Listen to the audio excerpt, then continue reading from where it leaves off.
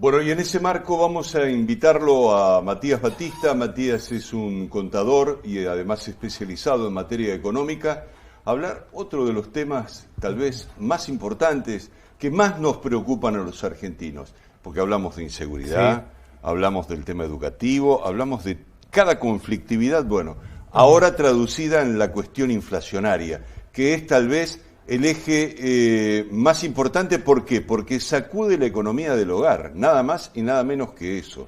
Matías, muy buenas noches, ¿cómo te va? ¿Qué tal, Héctor? ¿Qué tal, Daniel? Muy buenas noches para ustedes y para toda la audiencia, por supuesto. Bueno, ¿qué pasa? ¿Por qué seguimos sufriendo de inflación en la Argentina, Matías? ¿Cuál es tu punto de vista con respecto a eso?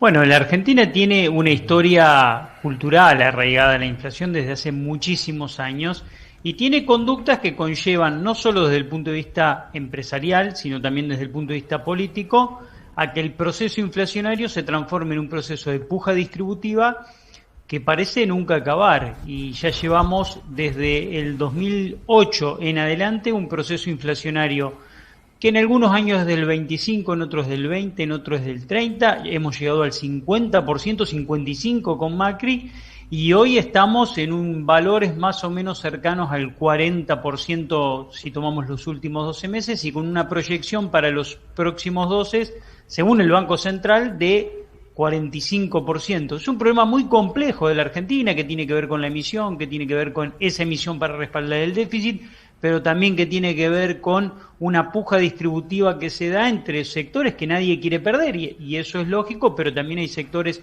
oligopólicos en la Argentina que imponen condiciones a la hora de negociar y que tiran la sábana de un lado rápidamente para cubrir sus ganancias, y esto es algo que viene ocurriendo desde hace muchísimo tiempo. Después vienen las paritarias, cuando se logran paritarias o aumentos salariales para trabajadores o para jubilados, automáticamente tenés aumentos de nuevos, y bueno, en definitiva, además hay un componente ahora de inflación importada, producto del crecimiento de las materias primas a nivel internacional. Eso impacta muy fuerte en la cadena agrícola, en la cadena cárnica, en la cadena láctea, y además el gobierno viene aumentando el combustible, viene permitiendo aumentos de combustibles muy fuertes desde los últimos 7-8 meses. Estos tienen un efecto de segunda ronda inmediato en la economía, y bueno, y ahora autorizó 7% en marzo, 5% en abril y 5% en mayo. Bueno, eso tiene su impacto inmediato en inflación, ¿no? Bien, te pregunto lo siguiente, porque, a ver, antes de lo que se hablaba, cuando se hablaba de inflación,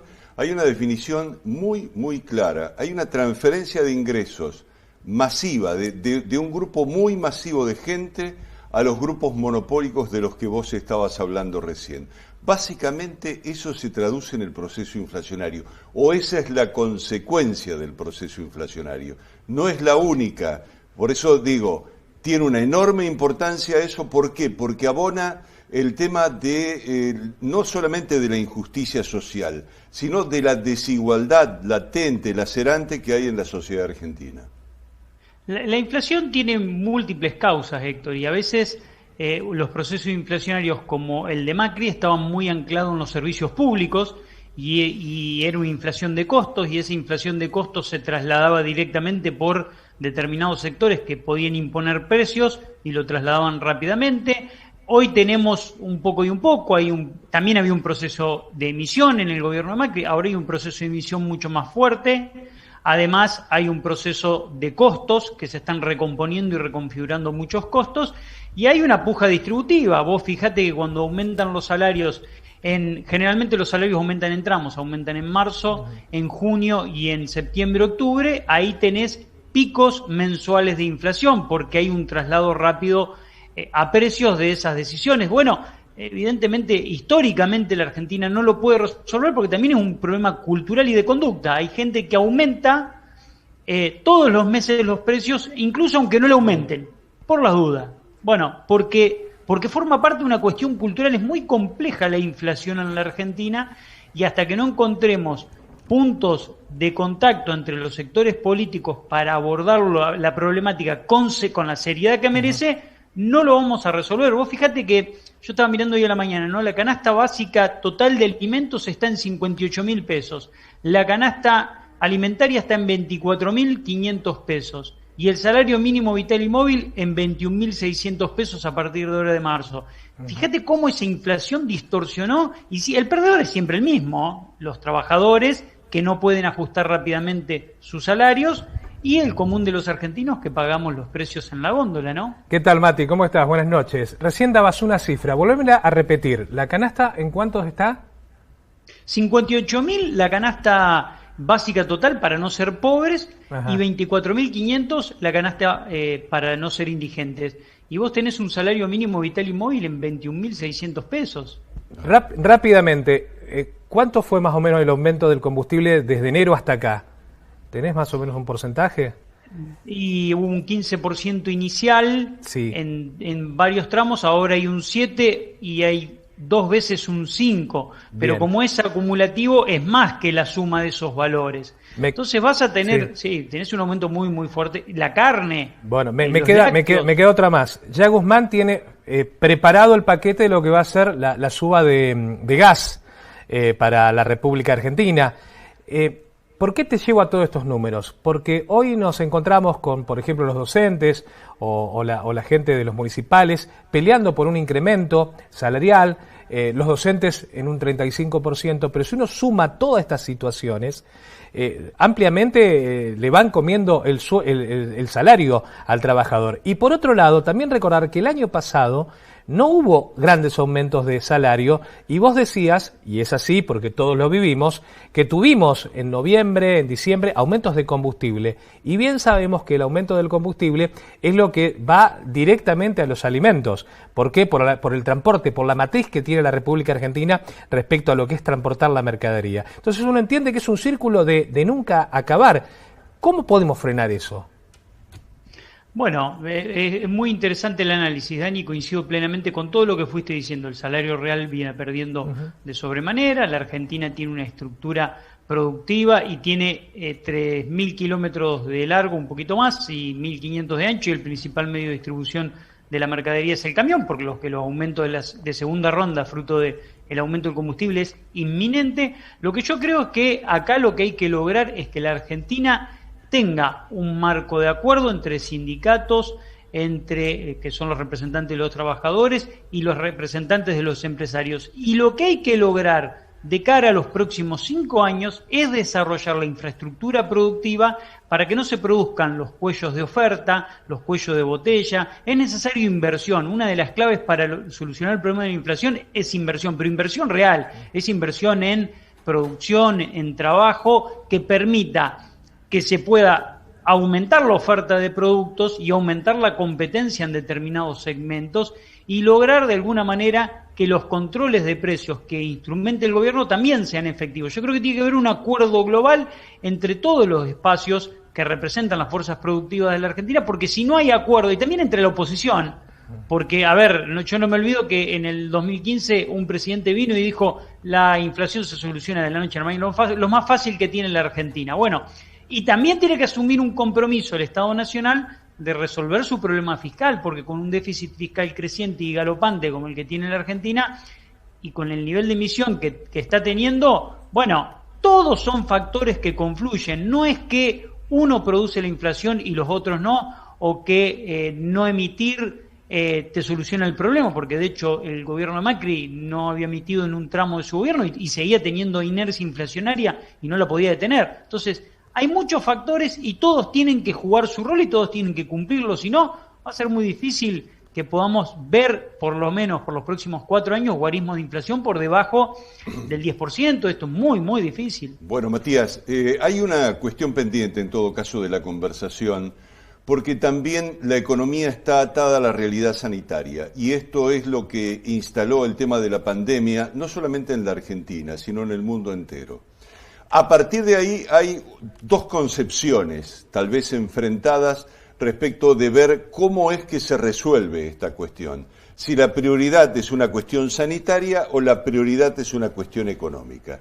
En ese balance, en esas dos posibilidades que tenés, priorizás lo sanitario o priorizás lo económico, ¿cuál es tu punto de vista respecto de lo que hay que hacer en materia de vacunas?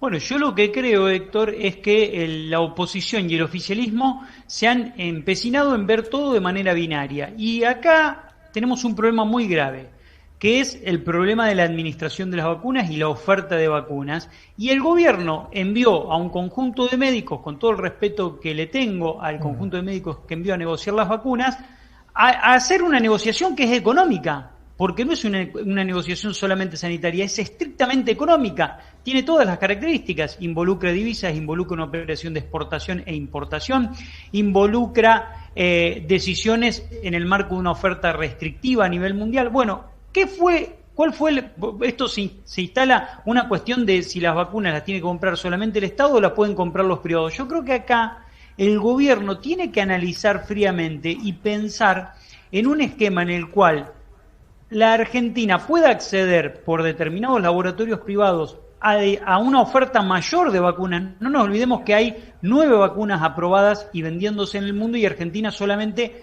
cerró negocio con 3. ¿Por qué? Porque Pfizer y Moderna eran una muy cara y la otra imponía demasiadas condiciones y hay otro conjunto de vacunas con las que no hemos cerrado negociación. Digo, tiene que haber un acuerdo con consorcios privados para que no le impongan esa decisión al Estado Nacional, como le querían imponer, de determinadas concesiones que el Estado no estaba dispuesto a dar. A los privados no se las van a pedir, los privados pueden comprar vacunas y esas vacunas sumarse a la oferta nacional y ahí sí, que determinado sector que puede pagar las pague, pero no adelantándose en la cola, sino vamos a vacunarnos antes, ¿por qué? Porque va a haber más oferta. Entonces ahí ese conjunto de ofertas se suma a la del gobierno nacional y el sector privado las cobra a esas vacunas y el Estado Nacional es quien asigna los turnos y determina la población que se va a ir vacunando. Entonces vos lo que tenés es a mayor velocidad de vacunación por suma de oferta que la sumaría el sector privado. Pero bueno, esa decisión me parece que le faltó al gobierno nacional una visión horizontal de la problemática, ¿no? Con esto no quiero decir que se privatice la vacuna como proponen algunos diputados. Estoy diciendo una cosa completamente distinta, una cosa que está entre medio de lo que el Estado Nacional dice y lo que la oposición está diciendo con el tema de comprar vacunas desde los privados, ¿no? Sí, yo tengo un pensamiento muy particular respecto al tema. Pienso que si el Estado garantiza las vacunas para todos, está bien que entren en el juego los privados, totalmente de acuerdo. Y también pienso que si el Estado no está consiguiendo las vacunas y algunos sectores privados le están consiguiendo, bueno, que el Estado administre, como vos también venías diciendo, cómo se va a ir inoculando a la población, pero hoy me parece que la gran llave en todo esto es tratar de estar vacunados todos de la forma que sea, pero no a cualquier costo, de la forma que sea en el sentido de traer la mayor cantidad de vacunas y ahí, bueno, un mix entre Estado y privado como para poder inocular a la gente. Me queda otra pregunta pendiente que tiene que ver con el dólar y con la producción de dólares, pero no lo vamos será a para otro momento. No hay más tiempo. Yo cierro el tema diciendo lo siguiente y despidiéndote, que para mí lo que dicen las autoridades sanitarias en el sentido de que el 85% de las muertes está generada en la población de los adultos mayores, es allí la prioridad sanitaria que se debe establecer. Y esa prioridad sanitaria no necesariamente va a coincidir con la visión económica del proceso de vacunación. Si lo que nosotros debemos respetar fundamentalmente y acordar de aquí en adelante tiene que ver con la prioridad de salvar vidas. Ese es mi punto de vista.